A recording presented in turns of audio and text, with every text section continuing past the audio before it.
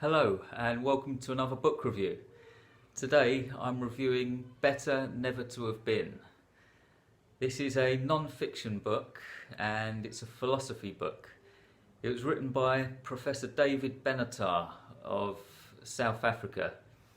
David Benatar is what's known as an anti-natalist, meaning he's got very strong views when it comes to bringing new people into existence and having babies, basically.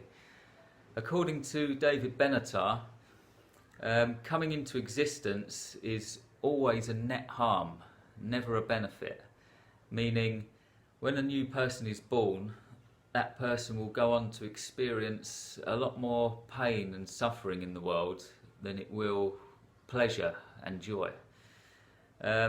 Benatar's views on this are so strong that he actually describes any two parents or two procreators as the tip of a generational iceberg of suffering, meaning by having children they're causing additional people to suffer, and those people will have their own children, and those children will have more children, and in the end there will be a big group of people all suffering in the world, and it will all be due to the original two parents.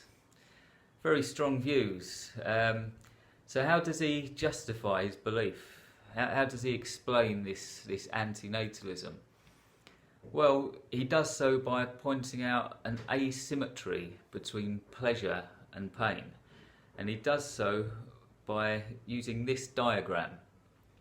So, on the left-hand side we have an existing person, and on the right-hand side, on the right-hand column, we have a non-existing person.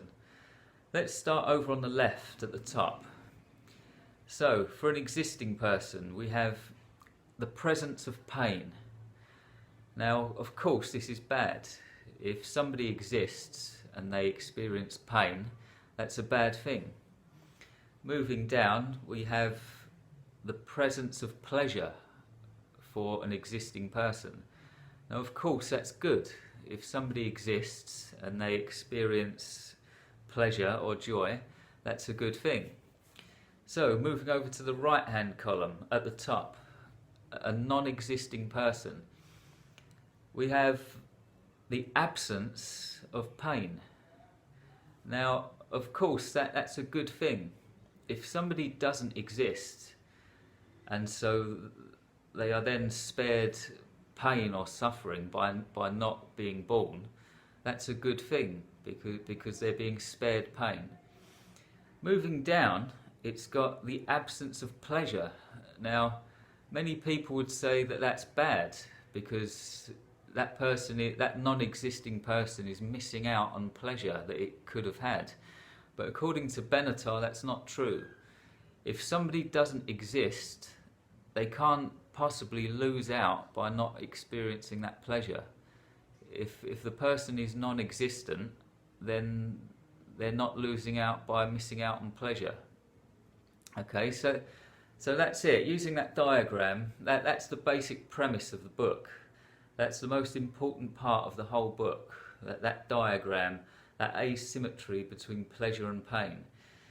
So, with that in mind, why do so many people seem to be so blind to this? Why do so many people in the world continue to have babies when it's quite obvious, to Benatar at least, that there's more pain than pleasure? Well, he puts this down to something called the Pollyanna Principle. The Pollyanna Principle is like a psychological concept that most human beings have, which make us see the world through rose-tinted spectacles, so to speak. If you go up to somebody and ask them to recall their life so far, they will tend to remember all of the good parts, but completely forget all of the bad parts.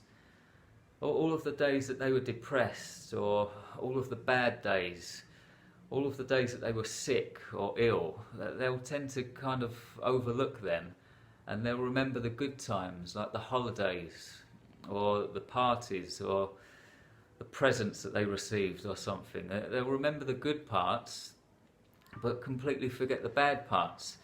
And there's actually a strong evolutionary reason for this as well.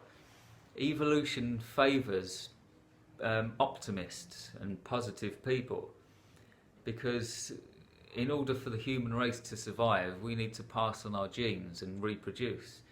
And if everybody was pessimistic and depressed and they saw life for what it really was, they probably wouldn't have babies, and so they wouldn't pass on the genes and the human race would fizzle out.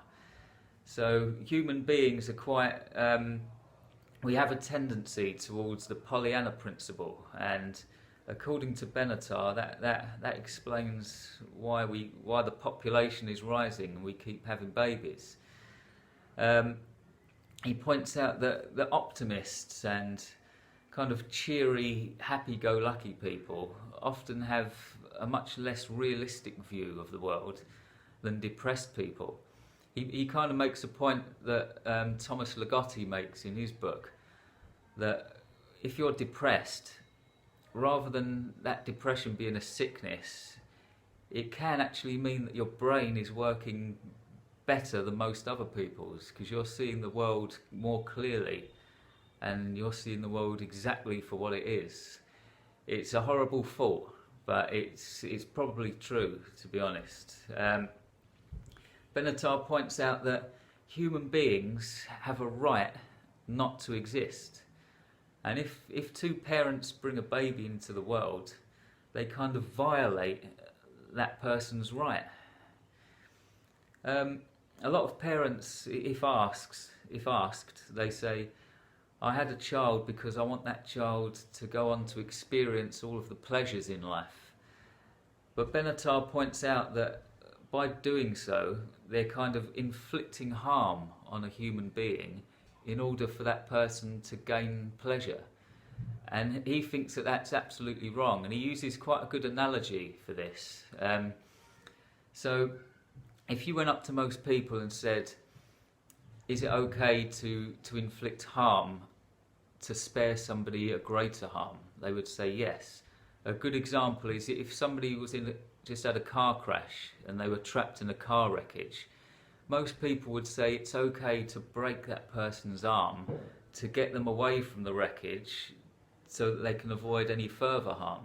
That's okay. That's inflicting harm to avoid further harm. But to inflict pain to gain pleasure is wrong. So if you ask somebody, is it okay to break somebody's arm so that they would then have £10,000, or break their leg so that they could have a higher IQ or some other kind of benefit, most people would say that that's wrong, even though they would probably have a child at some point. But if you have a child, you're subjecting that person to a lot of pain, as in the pain of the world and the pain of existing, just for the sake of that person experiencing pleasure. It's a very interesting point, and unless somebody explains that to you, you might not realise it. But it is very true. So he thinks that having a baby so that baby can grow up and enjoy the world is not a good reason to have a child at all. He also points out another interesting point, that a satisfied desire is equal to no desire. So, and what he means by that is, if somebody is born and comes into existence, they have no benefit over people who don't exist. He uses a strange example for this one, but there are two people, and one person is given a tablet or a pill that gives them a desire to see a tree painted red, and the other person has no pill and no desire. And somebody goes up to the tree and paints it red, paints the tree red.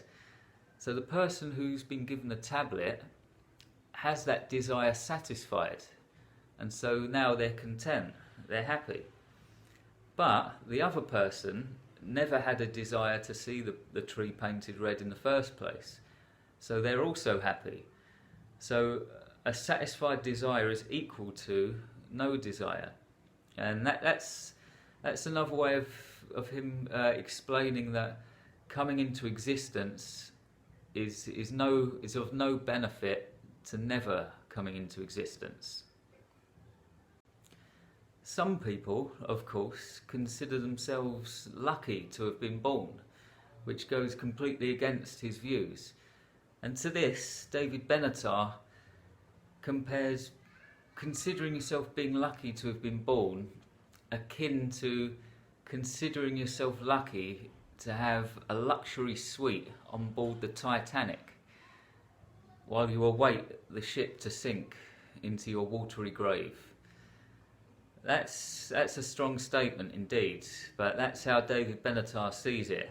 And he also speaks about abortion in his book. He speaks quite a lot about the abortion arguments that have been going on for years.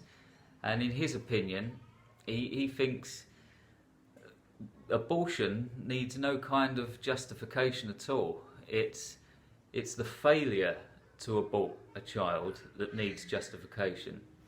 Bearing in mind that coming into existence is always a net harm, if somebody fails to have an abortion, they should have a very good reason for not doing it, not the other way around. That's another very interesting angle that he sees things from. He criticises other reasons that parents give for having children as well. A lot of parents have children for reasons of vanity, so that they want to see another version of themselves in the world, and they want to pass on their genes to kind of leave their mark on the world. But he kind of rejects that by giving the analogy of somebody making a clone of themselves for vanity reasons. If you found out that somebody had made a clone of themselves just because that person was quite vain and they wanted to see another version of themselves in the world, most people would say that that's wrong. But still, if somebody has a baby because they want to see another version of themselves in the world, most people think, yeah, that's okay, it's fair enough. But it's not when you think about it.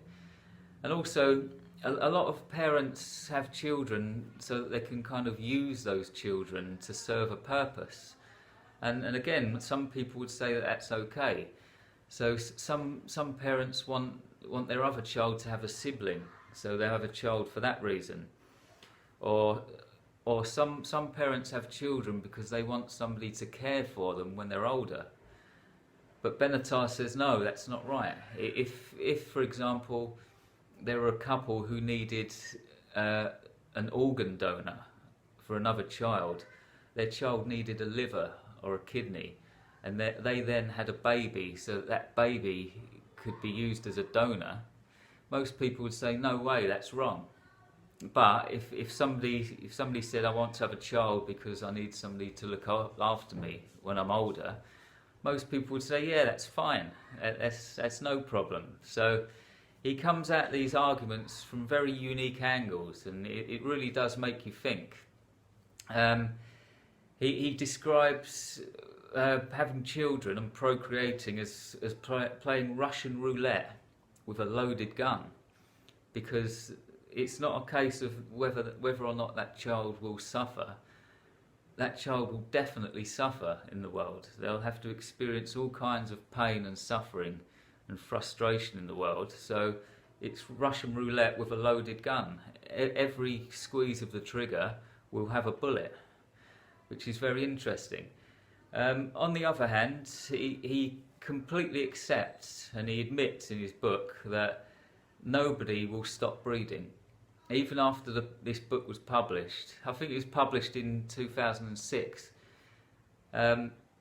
he doesn't think for 1 minute that people are going to stop reproducing. He thinks people are going to see his book just as a philosophy book to read one day and put down. He never thinks it's going to happen, but in his eyes, the most noble thing to do for the human race is a kind of phased extinction. He thinks it would be much better off for everybody concerned if everybody just stopped reproducing and let the human race completely die out, because that way there would be much less suffering in the world. He also points out that his views are actually philanthropic rather than misanthropic. It would be very easy to come to the conclusion that David Benatar despises the human race because he wants to see everybody gone and he doesn't want new people to be born. But he stresses the fact that the opposite is true. He cares a lot about the human race, and that's why he doesn't want any more people, because he knows that human beings always suffer, and so his views are philanthropic, meaning they're formed out of a love for the human race, and I believe him as well. My criticisms with this book is that the prose is way too technical and pedantic. It's written by a professor and it's a science book, so most science books are written in a kind of technical way, but I think this one is especially so.